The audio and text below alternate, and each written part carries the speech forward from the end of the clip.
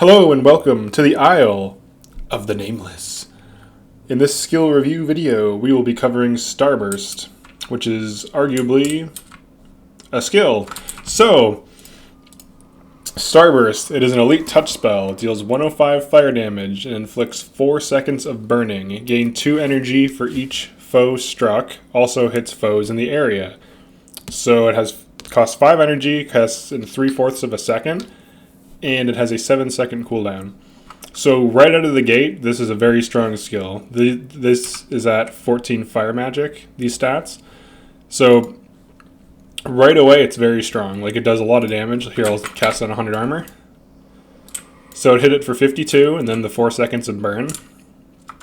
So we can kind of see how much damage it did to each different armor. Another kind of regenning.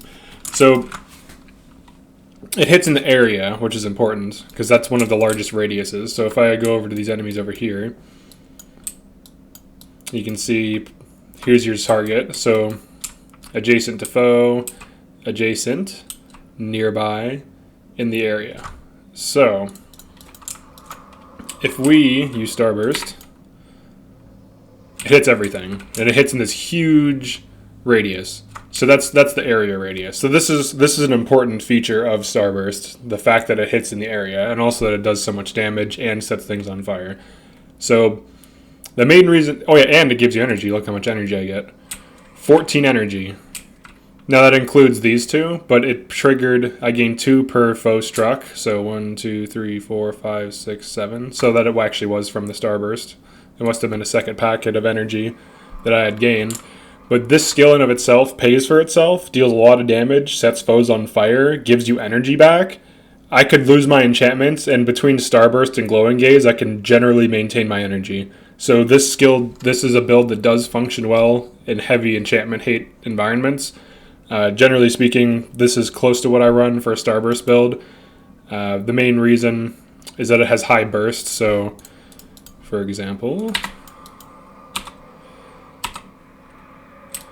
so I just did, so yeah, that was actually an interesting thing. I went from area to nearby to adjacent. So you can kind of see the foes on the outskirts take some damage. They don't take nearly as much as those that are adjacent in this build.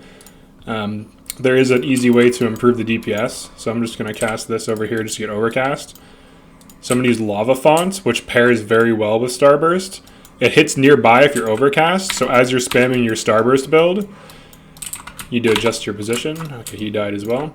So say here's 2 casters, right? We just killed these guys, there's 2 casters. You can throw down a Lava Font. Hit them with Starburst, hit them with this, and they're pretty much dead. And in some situations, they'll survive. In most situations, to be honest, unless your party's DPSing them.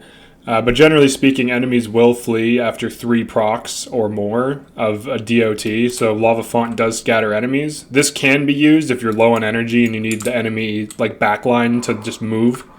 So like, for example, in this situation, same overcast, I can just throw it down here, hit all 4 of these. This could be an enemy backline. They would all scatter, which effectively shuts them down. They're not attacking your team.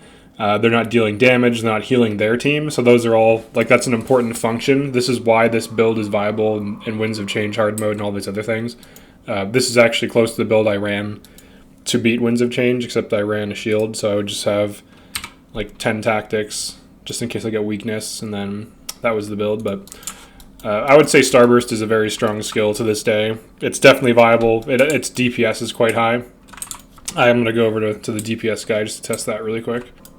Alright, so we'll throw down Breath of Fire, Lava Font, start DPSing him. 114 DPS isn't bad per second. 99, that's not bad either. So when you're close to things, you generally just want to stick to Lava Font because it casts faster and hits nearby. So this is also like a build video. So you can see I'm DPSing quite a lot. Actually, 94 damage per second, not bad.